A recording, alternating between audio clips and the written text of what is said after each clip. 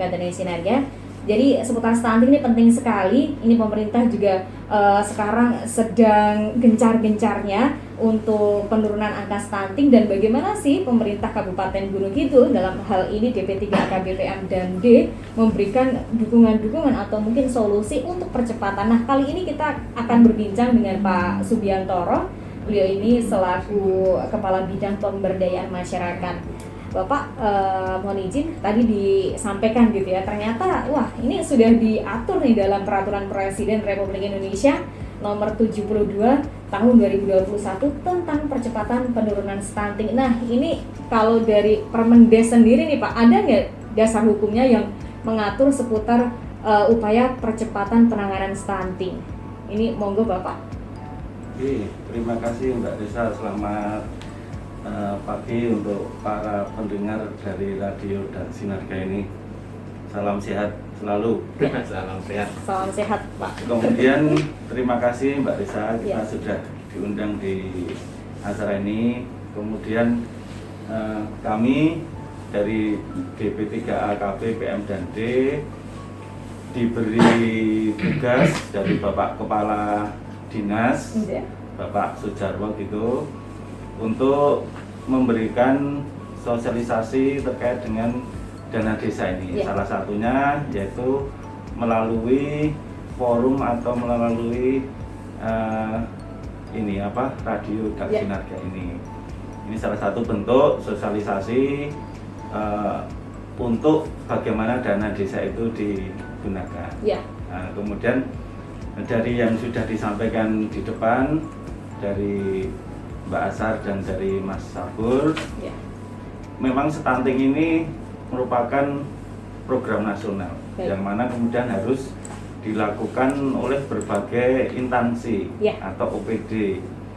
Nah, kemudian salah satu dari berbagai OPD itu adalah Dinas Pemberdayaan Perempuan atau DP3A, KB, PM dan D ini yang secara spesifik diberi tugas untuk mengawal terkait dengan dana desa. Nah, kemudian langsung sudah masuk ke dana desa ini, itu diatur di dalam Peraturan Menteri Desa. Nah, Peraturan Menteri Desa yang mana memang setiap tahun itu apa yang dicantumkan di Permen Desa itu yang menjadi prioritas selalu berganti-ganti. Nah, karena ini kemudian pada tahun atau 2 tahun ini di kita atau mungkin juga dunia dan khususnya Indonesia ini baru terkena wabah pandemi. Sehingga kemudian di Permen Desa nomor 7 tahun 2021 tentang prioritas penggunaan dana desa tahun 2022. Jadi kita bicara ke depan ya, kan ini sudah hampir akhir gitu ya Pak. Jadi kita untuk mempersiapkan di tahun 2022 ini, yang mana di Permen Desa nomor 7 tadi itu ditetapkan prioritas untuk dana desa ini ada 3 hal pokok. 3 hal pokok. Ya, 3 hal pokok dulu yang kemudian harus menjadi prioritas penggunaan dana desa. Nah, dalam proses prioritas itu 2 hal penting dulu yang harus diingat adalah salah satunya harus mengingat akan kewenangan desa. Kemudian yang kedua diarahkan untuk program atau kegiatan percepatan pencapaian SDGs desa. Apa ini itu Pak? Yang SDGs itu nanti mungkin Pak Dono yang akan Pak Dono gitu ya. Nanti akan lebih spesifik menjelaskan. Baik. Dari 2 yang harus diingat itu dulu, kemudian masuk pada 3 hal pokok prioritas tadi. Yaitu yang pertama, pemulihan ekonomi nasional sesuai kewenangan desa. Ini salah satunya yang spesifik adalah kegiatan terkait dengan BUMDes, Badan Usaha Milik Desa, atau kalau yang di Gunung Kidul BUMKAL, Badan Usaha Milik Kalurahan. Kemudian yang prioritas kedua itu adalah mitigasi bencana alam dan alam yang sesuai kewenangan desa. Ini yang wujudnya adalah pemberian bantuan langsung tunai atau BLT dana desa yang kalau tahun 2021 ini sebesar 300.000 per KPM. Nah, kemudian prioritas yang ketiga yaitu masuk yang stunting ini, tapi bungkusnya adalah dibungkus pada program prioritas nasional. Prioritas nasional inilah yang kemudian ada di dalamnya atau ada 5 ya prioritas nasional itu yang sesuai dengan kewenangan desa itu ada 5. Kemudian dari 5 itu salah satunya adalah pencegahan stunting untuk mewujudkan desa sehat dan sejahtera. Baik, itu sudah masuk ya Mbak, jadi masuk memang stunting itu menjadi program prioritas untuk dana desa. Baik. Gitu. Oke, jadi tadi dengan adanya Permendes gitu ya, nomor 7 tahun 2021 tentang prioritas penggunaan dana desa tahun 2022 tadi ada 3 hal pokok gitu ya Pak. Salah satunya adalah tadi program prioritas nasional, salah satunya adalah pencegahan stunting gitu ya. Nah, ini mungkin ke depan Pak, karena ini nanti akan di tahun 2022 gitu ya. Atau mungkin sekarang ini sudah mulai ada perencanaannya nih Pak, mulai dari sekarang. Nah, ini mungkin Pak Subiantoro juga bisa menyampaikan ya, agar masyarakat ini juga lebih peka gitu Pak, seputar ternyata di desa ada dana desa nih, jadi bisa melakukan kegiatan-kegiatan seputar pencegahan stunting. Monggo Pak. Iya. Jadi dari peraturannya mungkin sudah ada ya, bisa gitu, sudah yakin bisa untuk stunting gitu. Sudah ada payung hukumnya ya. Kemudian dalam implementasinya tentunya kita juga sebagai institusi pemerintahan dalam prosesnya itu tidak kemudian instan kan gitu. Tetapi kan harus juga ada tata kelola pemerintahan yang harus dilalui. Nah, tata kelola pemerintahan yang harus dilalui itu salah satunya adalah proses perencanaan kan itu. Nah, kemudian proses perencanaan itu kalau dalam pemerintahan desa ini sudah masuk ke ranah pemerintahan desa gitu ya. Nah, proses pemerintahan desa itu tata kelola pemerintahnya dimulai dari perencanaan, yaitu penyusunan rencana kerja pemerintah kalurahan. Itu. Nah, ini yang pada bulan-bulan ini mungkin beberapa desa baru berproses atau mungkin ada yang sudah selesai seperti itu. Nah, inilah kemudian kita masih dalam tahapan perencanaan ini. Mari kita optimalkan pada tahun ini sehingga perencanaan itu semakin baik, semakin kemudian sesuai dengan kebutuhan dari masyarakat, terutama untuk pencegahan stunting itu. Nah, baik. Untuk itu kita harus kemudian mengacu pada surat edaran Bupati nomor 050/2855 tanggal 24 Juni 2021 tentang juknis penyusunan rencana kerja pemerintah kalurahan tahun 2022. Nah, di situ ada tahapan proses yang harus dilalui, kemudian juga hal-hal yang memang menjadi kewajiban, kewajiban untuk direncanakan dan dianggarkan di tahun 2022. Nah, inilah yang kemudian harus kita ketahui bersama sehingga kemudian masyarakat bisa saling dengan pemerintah desa bisa saling merencanakan.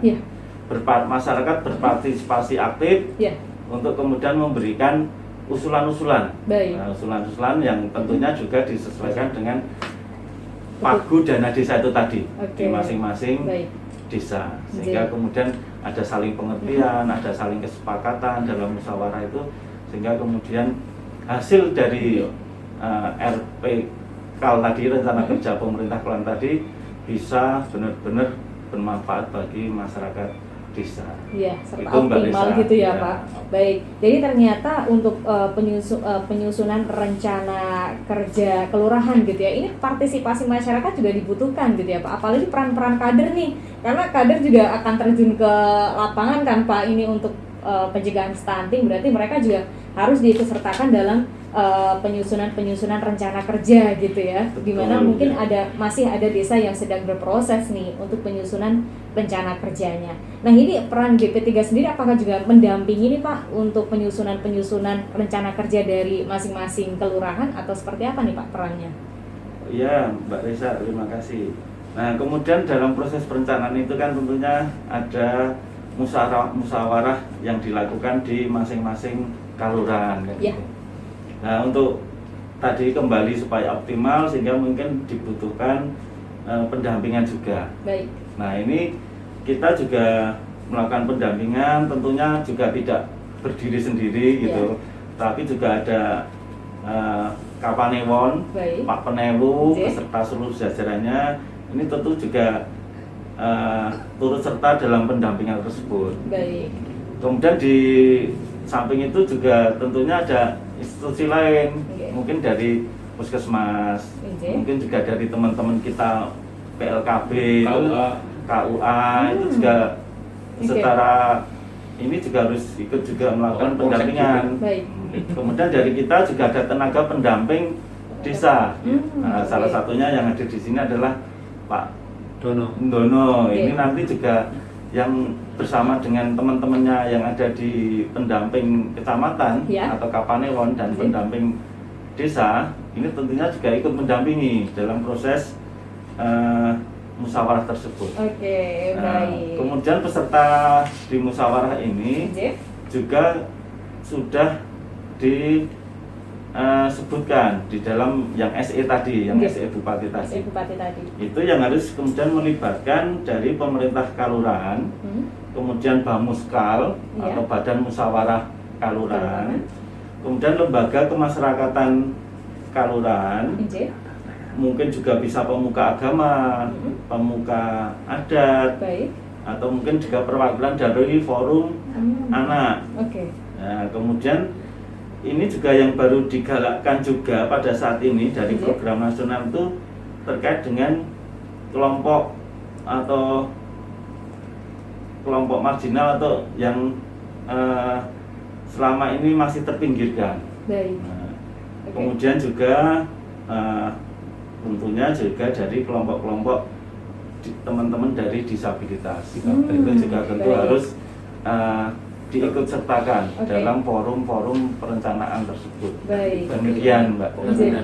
Ternyata juga banyak juga nih Pak apa yang diikut sertakan untuk rembuk gitu ya Pak, bahasanya untuk rembuk pencegahan stunting di masing-masing kelurahan. Tadi ada Kapanewon, pemuka adat, bahkan ini juga diikut sertakan gitu ya Pak.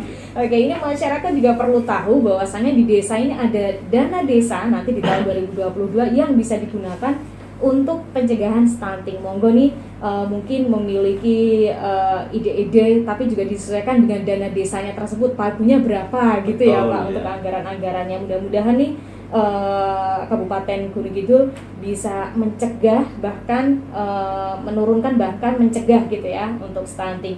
Baik, terima kasih Pak Subiantoro. Nanti kita akan berbincang-bincang lagi, tapi ternyata kita harus break dulu Pak. Waktunya cepet banget gitu ya Pak. Kita harus break dulu. Nanti kita akan berbincang-bincang dengan Dr. Andes Edana Susanta. Beliau ini selaku tenaga ahli pemberdayaan. Nanti kita akan tanyakan bagaimana sih sebenarnya implementasi di lapangan, keadaan di lapangannya tuh seperti apa gitu ya Pak. Dan Kata Sinerga, nanti yang pengen ikutan bergabung mungkin tadi sudah bisa menangkap gitu ya talk show kita di pagi kali ini.